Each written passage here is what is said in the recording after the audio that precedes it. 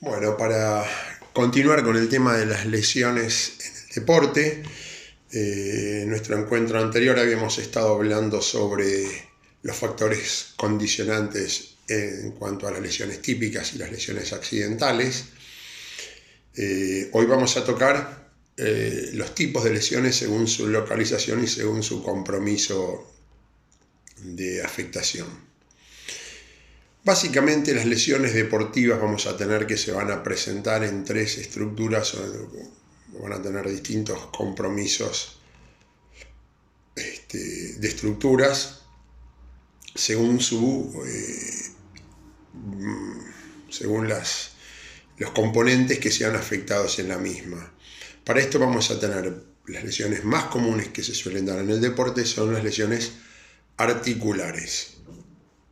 Luego tenemos lesiones musculares y también vamos a tener lesiones óseas. Ahora vamos a empezar desglosando cada una de estas. Con respecto a las lesiones articulares, lo primero que tenemos que tener presente es que las articulaciones, ya hemos visto en la clase de anatomía, cuando tenemos los huesos separados, van a estar unidos entre sí, van a estar articulados y van a estar interrelacionados a través de cápsulas articulares, de ligamentos, de tendones, de bolsas sinoviales y de un montón de estructuras que hacen que estas articulaciones produzcan los movimientos corporales que nosotros necesitamos para desenvolvernos en nuestra actividad cotidiana. Dentro de las lesiones articulares, las más comunes, hay dos tipos o dos grupos de lesiones. Uno van a ser los esguinces o entorsis y el otro van a ser las luxaciones. Yo les voy a dar una pequeña definición, una clasificación, en este caso, de las lesiones articulares propiamente dichas. Recién les decía que hablábamos de esguinces y de luxaciones. Técnicamente un esguince se dice que es una lesión traumática en donde la articulación sufre una tensión mayor de la que puede soportar, afectando sus componentes articulares. ¿Qué quiere decir esto? Lesión traumática porque estamos hablando del deporte o por un mecanismo de acción directo o indirecto, siempre vamos a tener que va a haber un factor desencadenante de la misma. Y sabemos que todas las articulaciones tienen, a través de estos ligamentos, cápsulas, aponeurosis, vainas que recubren los músculos y ligamentos y tendones, y sabemos que cada articulación tiene movimientos que le son propios. ¿Sí? Por esto es muy importante tener que estudiar cuáles son los movimientos propios y característicos de cada articulación. ¿Qué quiere decir esto? Los ligamentos, habíamos dicho en su oportunidad, que cumplían funciones de contención y de dar cierta movilidad y dar contención elástica a estas estructuras.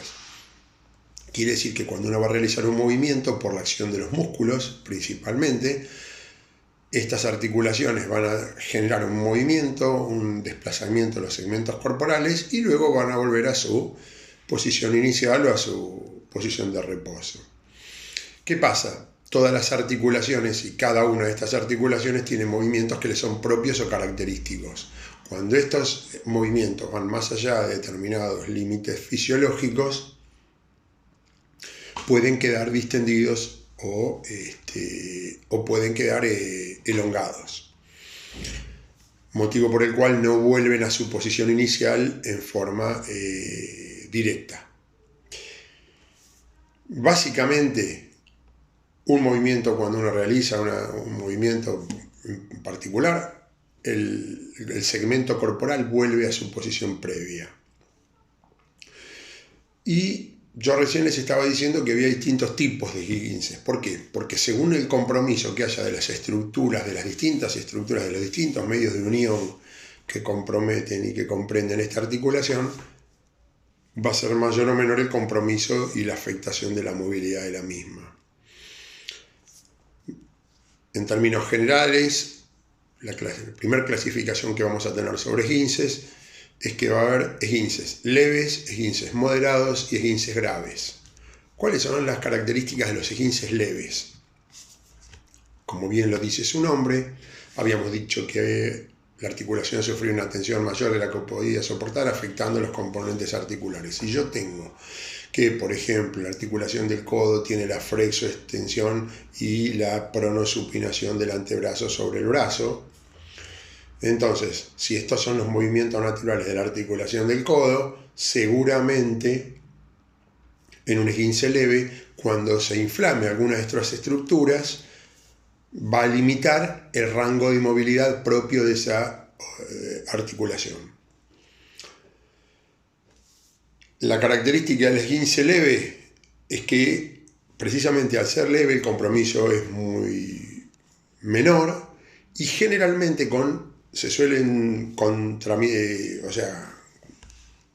terapéuticamente se suele tratar por medio de un vendaje compresivo para darle contención a la articulación.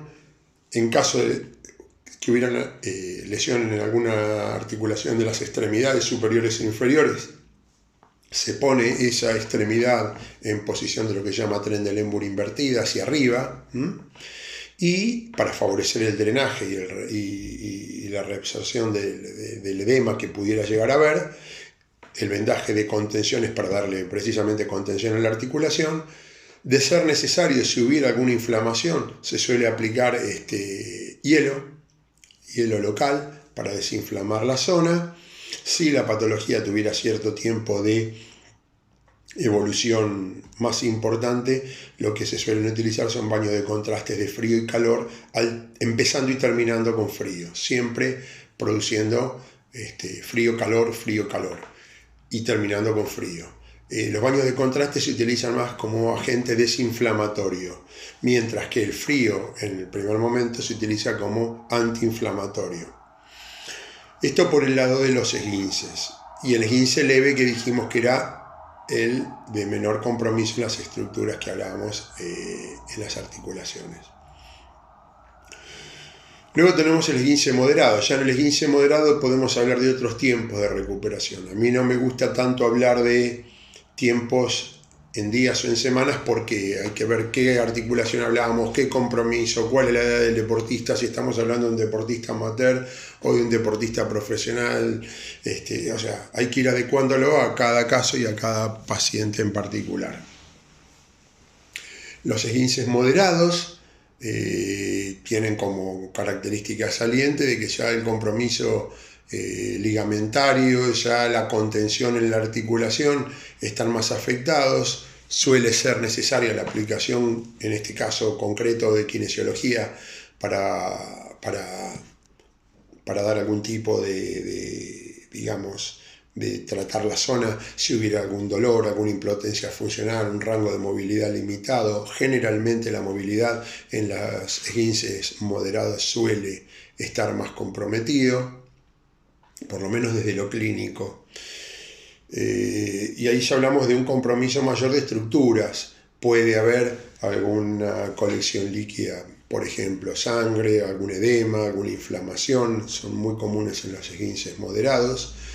Y la impotencia funcional lo que hacen es que en el caso de ser una lesión en las extremidades inferiores nos cueste la bipedestación, o sea, estar parados, nos cueste descargar peso sobre esa articulación afectada, si fuera la articulación del tobillo o la de la rodilla principalmente, y por supuesto un compromiso un poco mayor de las estructuras que comprometen la articulación propiamente dicha. En cuanto a los esguinces graves, bueno, como lo dice su palabra, ya estamos hablando de esguinces de un mayor compromiso, ¿no? Al ser grave puede haber una distensión importante de las fibras musculares, inclusive puede cursar con rotura de alguna fibra muscular. Seguramente los ligamentos no están cumpliendo su función ni su rol de contención, y en este caso hasta puede ser necesaria una cirugía, un acto quirúrgico por parte de un cirujano en caso de que esté seccionado o que esté roto o el tendón o alguna parte del músculo. no es lo más común, pero una tendinitis importante a veces puede cursar.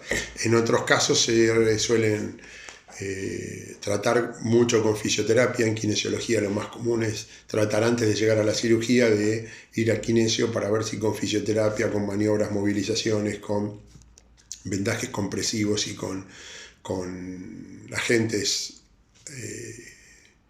de crioterapia, de frío, ver si se puede evitar la cirugía. Esto como primera medida y para entrar en las lesiones, en los esguinces que estábamos hablando. La otra familia común de lesiones articulares que hablábamos eran las luxaciones. La luxación también es una lesión traumática, pero que en este caso se caracteriza por la pérdida permanente de las relaciones articulares. ¿Qué quiere decir? Que cada articulación, precisamente de acuerdo al tipo de componentes o estructuras óseas que la compongan, va a tener un determinado tipo de anatomía funcional para moverse. De ahí movimientos de flexión, de torsión, movimientos de inversión o eversión en el caso del tobillo, rotaciones pudiera llegar a ver en el codo, en el hombro. Entonces, según el compromiso de la articulación que estemos hablando, de ahí la importancia de conocer muy bien la anatomía de todas las extremidades, principalmente también la de la columna, la de la cintura escapular y la cintura pélvica, para ver cuáles son los puntos en común y las diferencias que hay entre las distintas articulaciones. En el caso de las luxaciones, yo le he hablado de una pérdida permanente de las relaciones articulares. Muchas veces suele estar relacionada con rotura de ligamentos o de estructuras o de medios de unión, cápsula articular, pero principalmente ligamentos, y en esos casos sí habría que ver si hay una subluxación, que es el primer grado de compromiso dentro de las luxaciones. Tenemos que puede haber subluxaciones, luxaciones completas y luxaciones clónicas o recidivantes.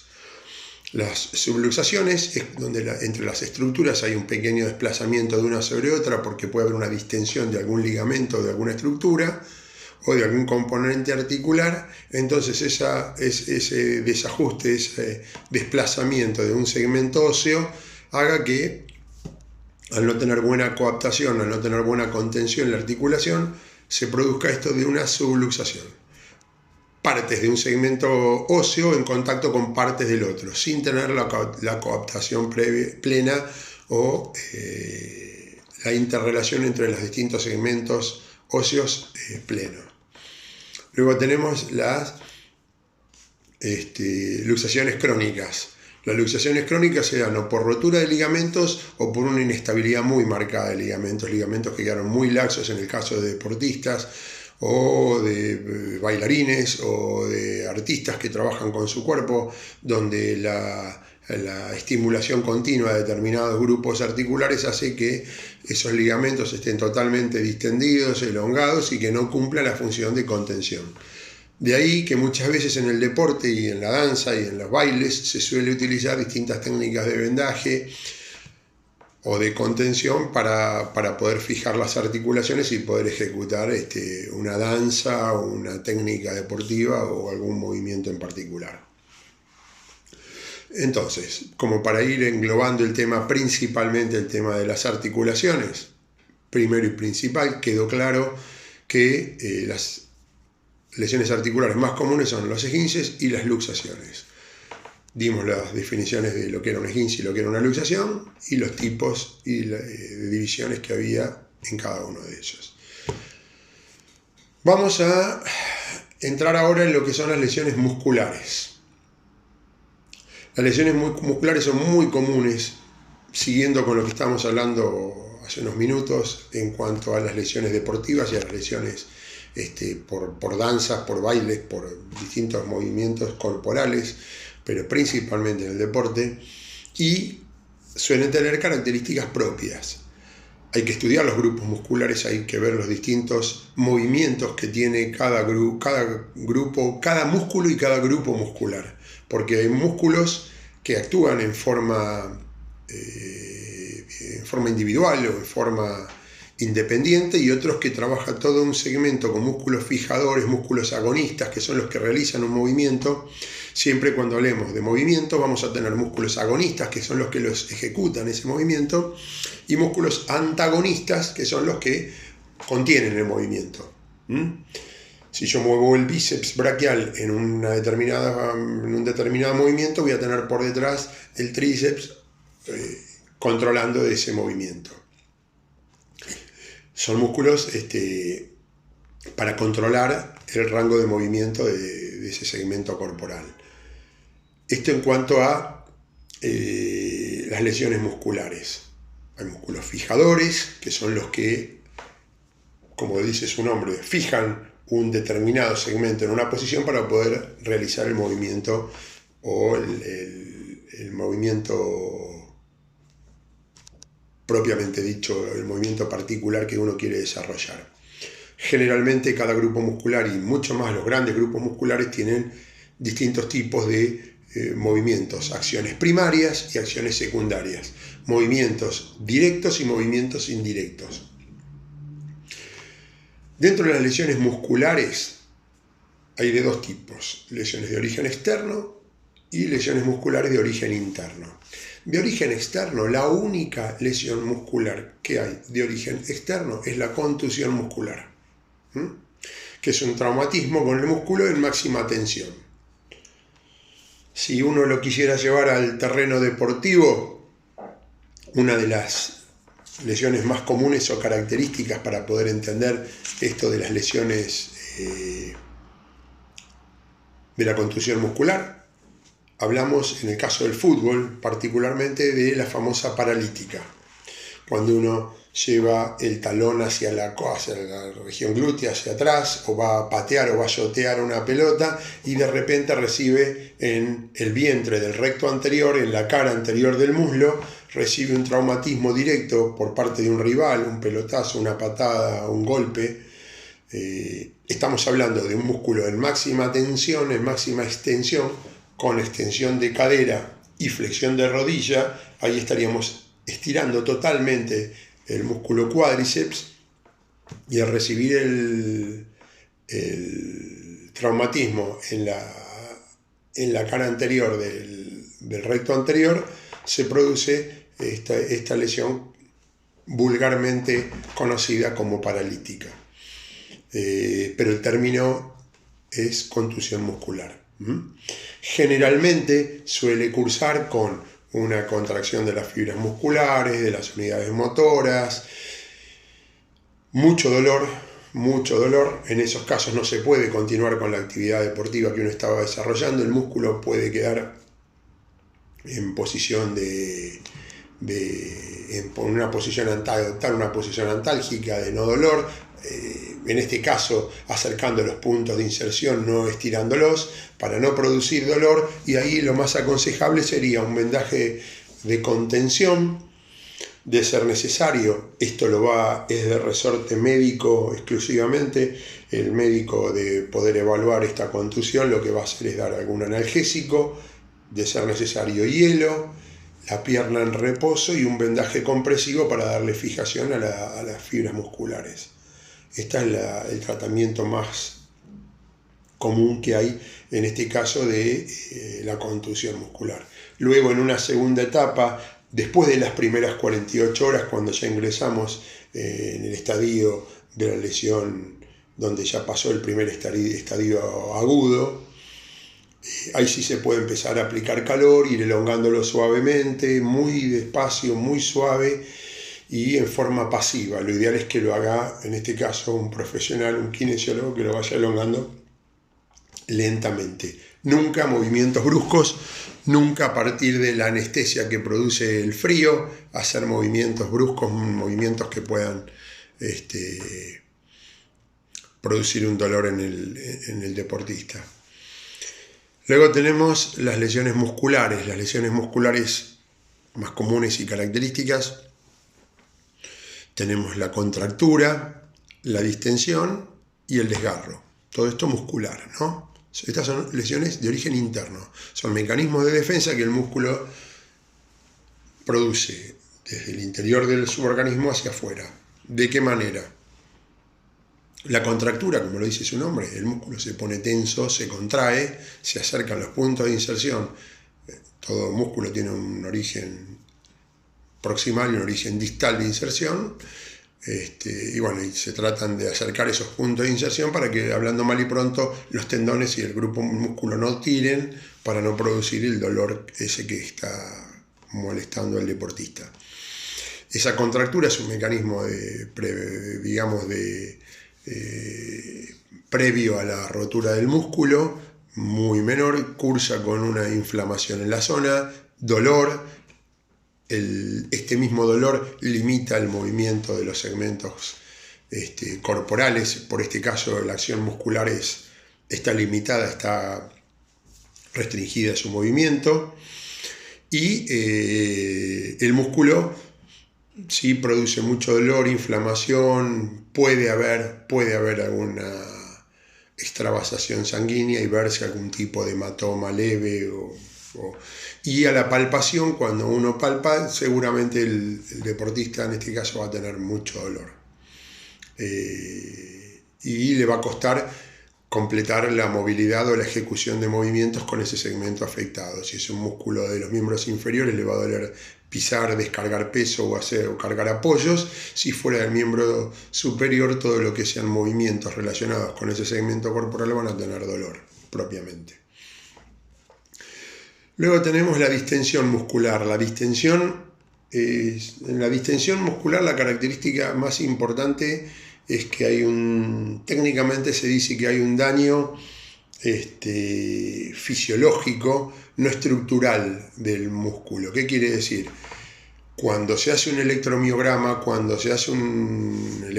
de fuerza, una ecografía muscular, y se compara el segmento afectado con el segmento, en este caso dolorido, suele haber una diferencia sobre todo en los tiempos de velocidad de conducción del nervio y también el músculo puede estar afectado en su rendimiento.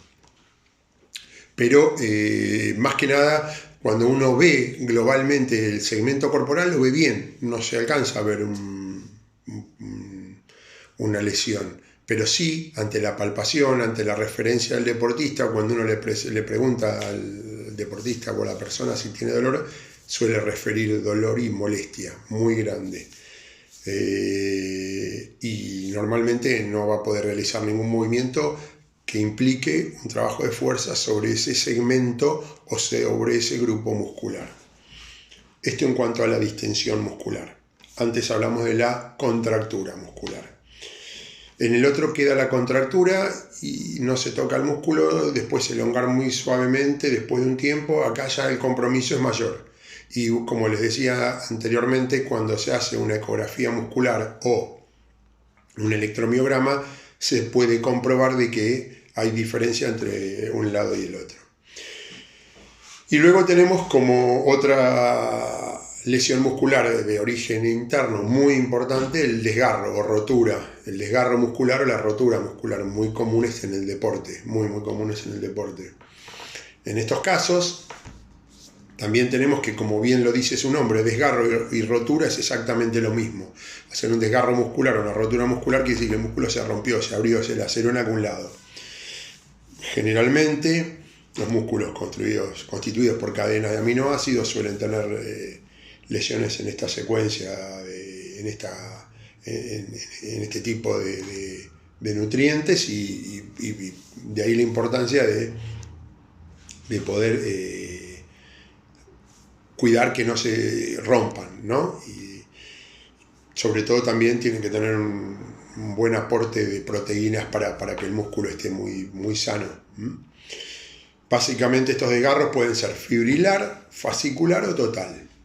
Cuando uno ve el vientre del músculo, va a ver que tenemos fibras musculares que serían como cablecitos, como si fueran filamentos de un cable, y muchos filamentos de un cable te forman un fascículo muscular, lo que para nosotros sería el cable de afuera, el que lo reviste, el que le hace de cobertura. Y varios cables juntos me darían todo el vientre muscular. Por eso podríamos decir que tenemos la fibra muscular el desgarro fibrilar, luego tenemos el fascicular cuando se rompe lo que sería el cable, todo el ramillete de fibras, y luego tenemos el vientre completo, que sería la suma de todos los cablecitos, para decir de una manera. Obviamente el desgarro más leve y de menor compromiso es el desgarro fibrilar, el de más fácil resolución. Puede limitar algunos movimientos y no otros. Y en algunos casos, cuando el desgarro fibrilar es de un grupo muscular accesorio, también con un vendaje de contención, es muy posible que el deportista pueda continuar con su práctica deportiva. No necesariamente tiene que interrumpir su práctica deportiva. El compromiso de los músculos a nivel fascicular, sí, cuando ya el compromiso es fascicular ya requiere de más atención, requiere de mucha más fisioterapia, ya el simple reposo, el analgésico y el frío no alcanzan. Acá ya es muy posible que se necesite un aporte de proteínas para favorecer la recuperación muscular. Es muy importante también lo que es la fisioterapia. Acá sí van a entrar por ejemplo, las lámparas, principalmente la de infrarrojos, para acelerar el proceso de barrido de toxinas y de impurezas que pudiera haber en la circulación, y el calor local que generan, aumentar y acelerar el metabolismo de ese músculo para recuperarlo más rápidamente. Ahí se recupera el fascículo muscular sin mayor complicación. Obviamente hay que ver si después también, lo ideal habría que estudiar cada caso, hay corrientes interferenciales, corrientes diadinámicas, en los casos de los músculos denervados, que son donde hay parálisis y donde hay paresias musculares, ahí ya hay que trabajar con corriente exponencial para ver si el músculo responde a nivel central sobre ese tipo de estímulos. Estas ya son lesiones mucho más complejas y no son las comunes del deporte. Ya estos son para lesiones de rehabilitaciones neurológicas donde hay compromisos y trastornos de tipo neurológico importantes, nerviosos también de conducción. Y luego por último tenemos el desgarro o la rotura total, cuando se lesiona todas las fibras musculares, el fascículo que los envolvía y arriba todo el vientre muscular. Ya ahí está seccionado el músculo. En esos casos sí, lo ideal es que, por supuesto, lo tiene que evaluar y conmensurar la magnitud de la lesión. Un médico cirujano tendrá que ver hasta dónde limita los movimientos, si hay los compromisos que hay, pedirá los estudios que hablamos hace unos minutos de electromiograma y ecografía musculares y todo lo que corresponda según los segmentos afectados, y tendrá que decidir en este caso si hace alguna cirugía reparadora. Estas cirugías reparadoras las suele hacer el médico cirujano. En el caso puntual de esto que estamos hablando, los kinesiólogos lo que trabajamos es en la recuperación de la cicatriz y luego en la vuelta al trabajo en una segunda etapa de rehabilitación o de reeducación, una vez que se solucionó quirúrgicamente y clínicamente el cuadro médico. En una etapa muy de recuperación, ahí entra el trabajo del kinesiólogo, como hablábamos anteriormente, con el calor, los masajes, las maniobras, la termoterapia también en estos casos, el calor como agente, digamos, para trabajar la movilidad y la temperatura corporal.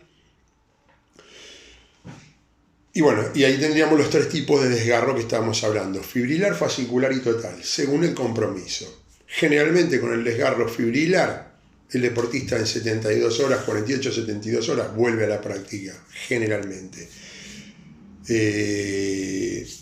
En las lesiones fibrilares, ya estamos hablando de patologías que pueden requerir de 2 a 3 semanas de tratamiento, según la localización, según el grupo muscular y según la magnitud del deportista que estemos hablando. Y cuando hablamos de un desgarro total, hay que hacer una buena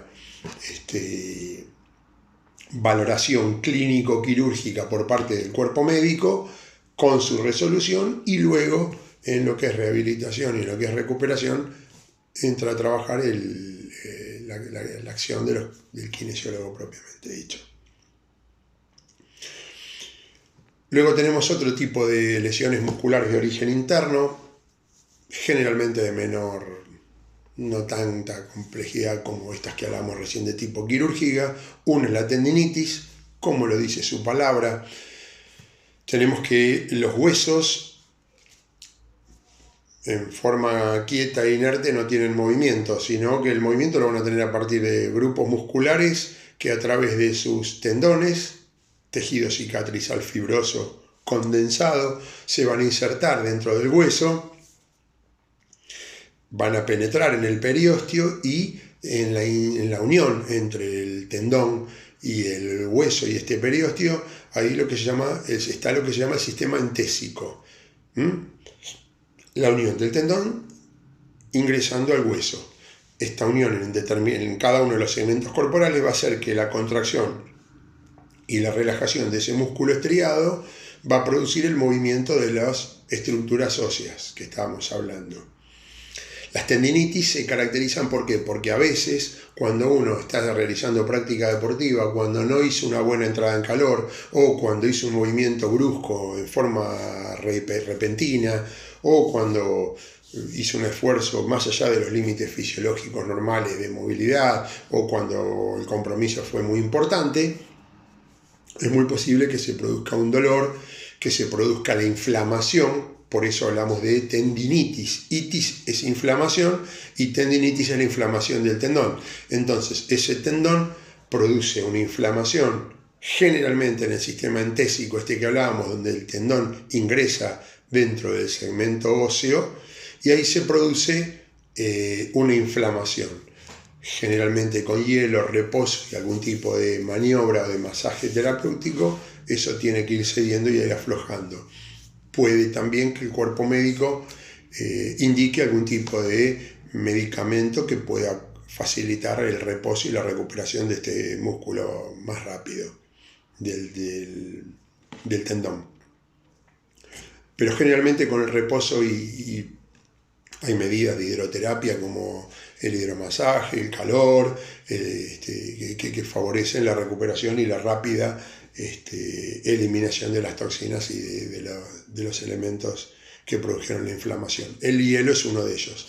Es muy común ver en jugadores tenistas o en jugadores que juegan básquetbol que en la mitad del partido, durante se está en un descanso activo o lo que sea, se apliquen hielo en determinada región. En el caso de los boxeadores también, donde a veces ven que cuando los sientan en un banquito tienen un minuto y en ese lapso les aplican hielo y les ponen compresas frías y agentes fríos para desinflamar la zona. En el tenis es muy común ver esto en los tenistas cuando se suelen poner bolsas con hielo en los tobillos, en las muñecas, en el hombro a veces, en la región escapular, depende de donde tengan el compromiso en este caso o la tendinitis que les duele. Mucho en los músculos, valga la redundancia, epicondilios y epitocleares en el codo. ¿Por qué? Porque la ejecución de los movimientos del revés y del drive, tanto con top como con slice, producen estos movimientos en la región epitoclear y en la región epicondilia que se inflamen los músculos que se insertan ahí, y esto necesita de hielo para desinflamar rápidamente. Y otro tipo de lesiones que son muy comunes en el deporte también son los calambres. El calambre es un estado de hipercontracción muscular sin relajación. ¿Qué quiere decir? Cuando nosotros hablábamos de los músculos estriados, siempre los músculos tienen como característica el músculo estriado, el estriado esquelético. ¿Se acuerdan cuando hablamos de la clase de los tipos de músculos estriado esquelético? Que reclutaban más o menos fibras musculares según el esfuerzo que tenían que realizar. Bueno, en este caso, el calambre se produce porque el músculo estriado esquelético contrae y no relaja en relación a lo que estuvo contrayendo. Entonces, cuando se produce lo que sería técnicamente una tetanización del músculo, el músculo contrae y queda contraído, se produce el calambre. Entonces volvemos a lo mismo, hay que darle calor, hay que relajarlo, hay que ir elongándolo paulatinamente y sobre todo no hacer movimientos bruscos y no continuar con la actividad que estaba desarrollando, no hacer ejercicio de fuerza ni bruscos, ni que tengan que hacer movimientos, esfuerzos muy grandes. En algunos casos, en la práctica deportiva, uno ve que ante determinadas situaciones de calambres o de tendinitis se le suele aplicar frío a los deportistas, gas de freón. ¿Para qué? Para desinflamar la zona, para producir frío local y que puedan seguir compitiendo. Pero lo ideal, si el deportista puede, es dejarlo recuperar y que vaya, porque ese calambre se le puede hacer mucho más importante. Inclusive del calambre puede pasar a un desgarro tranquilamente si no para a tiempo. Luego tenemos lo que son dentro de las lesiones deportivas. Ya hablamos de las lesiones articulares, hablamos de las lesiones musculares y por último nos quedan las lesiones óseas. Siempre para ver en qué consisten estas lesiones óseas, nosotros tenemos que tomar principalmente lo que son cada uno de los segmentos óseos que estamos hablando según la estructura articular que estemos hablando y seguir a través de una radiografía toda la cortical de ese hueso, que sería todos los bordes de afuera, para ver si hay alguna afectación en una de esas corticales. Básicamente dentro de las lesiones óseas vamos a ver que hay dos que son muy comunes o características. Una es la fisura, que es una solución de continuidad del hueso en una de las corticales, donde generalmente se manifiestan a través de dolor, impotencia funcional, todo lo que hablábamos antes. Imposibilidad de descargar peso sobre ese segmento y, como bien lo dijimos, cuando uno seguía el borde del hueso iba a ver que uno de las corticales externas principalmente se ve que está interrumpido la continuidad en la traza de esa cortical y generalmente es sinónimo o a veces se ve como un pequeño hachazo, un piquito sobre el hueso. Esas son las fisuras. Son muy dolorosas y requieren de un tiempo de reposo, de recuperación de la superficie dañada, etc. Inmovilidad, reposo, analgesia, hielo, etc. Y por último tenemos, esto es un capítulo muy largo, lo vamos a ver tangencialmente nosotros por nuestro, digamos, la profundidad con lo que lo vamos a abarcar va a ser muy superficialmente, pero bueno, sepan que también tenemos las fracturas de los segmentos corporales, de los segmentos óseos. Estas fracturas, siguiendo con lo que hablábamos hace unos minutos, tenemos que seguir la cortical del hueso, siempre siguiendo la traza. Siempre hay que ver cuál es la anatomía de un hueso en relación al hueso contralateral. Si yo voy a comparar un húmero con el húmero del otro brazo, si voy a comparar un fémur contra el fémur del otro muslo, y poder comparar o un coxal o una costilla y ver cómo están de un lado y del otro y ver si en algún lado está afectada la secuencia de la traza de esas corticales en un segmento y en el otro. Las fracturas pueden tener un trazo de fractura, pueden haber dos trazos de fractura, puede haber tres trazos de fractura, puede ser fracturas en estallido o fracturas conminutas que se llaman. Una de las más comunes es cuando un deportista cae de rodillas o cuando se les produce el estallido de la rótula. Es una especie de tapita de forma triangular de base superior y de vértice inferior, y cuando uno cae de rodillas puede haber un estallido de la rótula y se produce una fractura conminuta en muchos segmentos, y ahí ya directamente no se puede esperar a consolidar esa fractura porque están todos los segmentos comprometidos. Entonces, generalmente el cuerpo médico, todo lo que sea tratamientos quirúrgicos, médicos y decisiones quirúrgicas o decisiones de pasos a seguir cuando hay que atender alguna estructura, lo va a hacer el cuerpo médico. Seguramente en estos casos, cuando se produce el estallido de la patela o de la rótula, se hace una patelectomía, se saca la rótula, se pone una prótesis, porque hay tantos trazos de fractura que es muy difícil reconstruir la misma, y si dejáramos la misma seguramente cada callo óseo limitaría los movimientos y produciría mucho dolor, pero esto ya no es un resorte kinésico ni mucho menos. Luego tenemos que las fracturas hay que ver si están estabilizadas o no, si están posicionadas o no. Hay fracturas que tienen desplazamientos. Cuando una fractura cursa con un desplazamiento, Hay que ver el compromiso de las estructuras vecinas, de las arterias, de los nervios, de las venas, si comprime algún nervio, alguna arteria, alguna vena, algún músculo, si limita algún movimiento. O sea que toda esta evaluación, sin duda, la va a tener que hacer un médico especialista en ortopedia y traumatología, principalmente, justo con el clínico que está actuando o el deportólogo que esté en este caso con el equipo trabajando.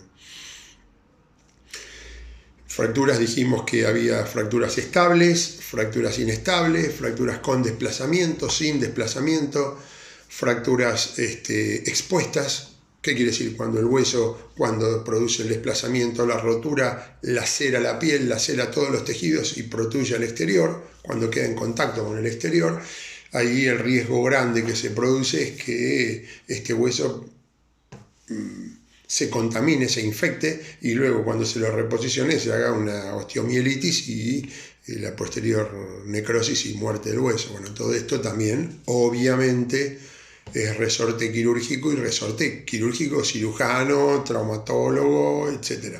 ¿Sí? Todo lo que hablamos anteriormente. Yo estoy tirando todo el panorama, pero quiero ser claro, esto no, los kinesiólogos agarramos cuando ya pasó toda esta etapa. Agarramos la recuperación, luego, ahora, nada. Esto es todo resorte médico, quirúrgico, clínico y deportológico, sin ningún tipo de dudas. Y después, bueno, para cerrar con el tema de fracturas, hay que ver si esa fractura va acompañada de alguna otra lesión. A veces, sobre todo en la región del codo y del hombro, son comunes las luxofracturas, puede en la región de la rodilla también, que es la articulación más inestable del cuerpo. Entonces puede ser que esta fractura vaya acompañada de alguna luxación y que a veces un movimiento de torsión o algún tipo de esta fractura pueda limitar o comprimir alguna estructura o limitar algún movimiento o afectar algún tipo de nervio, de músculo o de segmento, y todo esto hay que cuantificarlo. Es muy importante hacer un buen diagnóstico primario. Bueno, estuvimos hablando básicamente de las lesiones en el deporte. Lo digo muy rápidamente: lesiones articulares, esguinces y luxaciones con sus variantes. Lesiones musculares, de origen externo era la contusión muscular, de origen interno, contractura, distensión, desgarro, fibrilar fascicular y total. Luego hablamos de tendinitis y hablamos de calambres, y por último hablamos de las lesiones óseas, donde las más comunes eran las fisuras y las fracturas. Obviamente también, como para ir cerrando este tema y con las fracturas, que es donde menos hablamos, en este caso el cuerpo médico va a tener, si la fractura es estable o no es estable, va a definir si hay que hacer algún tipo de compresión, si hay que hacer una cirugía, si hay que poner algún tipo de placa con tornillo, algún elemento de osteosíntesis, para fijar la posición de los huesos en posición y que no comprometan la funcionalidad de las estructuras vecinas. Entonces ahí va a tener que cuantificar las lesiones y la inmovilidad o la impotencia que podría cumplir determinada función y los pasos a seguir.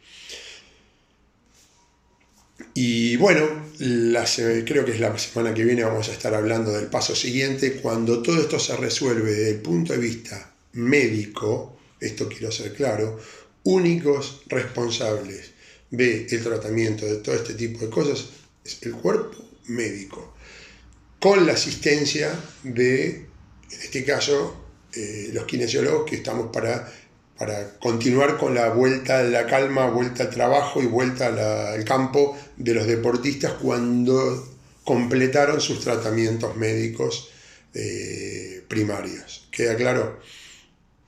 Y después los kinesiólogos y los profes de educación física, lo que haremos será llevarlos al campo, que vuelvan a moverse, que vuelvan a la actividad física lenta, gradual y progresivamente, y que puedan volver a la práctica deportiva propiamente dicha. Primero con juegos adaptados, con ejercicios adaptados, y en una etapa posterior el trabajo de campo o el trabajo de juego propiamente dicho, del deporte propiamente dicho. Algo muy importante que no quiero dejar de comentar antes de terminar este encuentro es tener en cuenta que todas estas lesiones tienen, y vuelvo sobre lo que hablamos la clase pasada, tienen un estadio agudo o primario de la lesión y un estadio crónico, o un estadio que ya reviste cierta tiempo de haberse producido. Lo más aconsejable es el diagnóstico lo más tempranamente posible, la atención primaria lo más tempranamente posible y, de ser posible, también todas las medidas que haya que tomar que sean tomadas prontamente. No dejar que esto se prolongue en el tiempo para no evitar complicaciones. Pero vuelvo a repetir, todo esto va a ser una evaluación del cuerpo médico en forma integral. Seguramente estamos viéndonos en un próximo encuentro y quedamos en contacto.